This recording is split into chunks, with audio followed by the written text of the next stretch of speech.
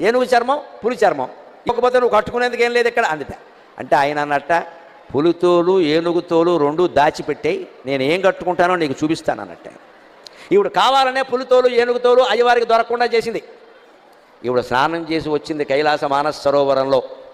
ఆ తువ్వాలు ఉంటుంది కదండి, అమ్మవారు తుడుచుకున్న తువ్వాలు, అది ఆరేసింది అక్కడ. ఆయన వెంటనే దాన్ని ధరించాట వస్త్రంగా. అమ్మవారు స్నానం చేసి తుడుచుకున్న తువ్వాలని శివుడు ధరించాడు. అదేమిటి అంటే ఇది అచ్చం పులితోలు ఏనుగుతోలు రెండు కలిపినట్టుగా ఉంది అన్నట్టు. ఎందుకని?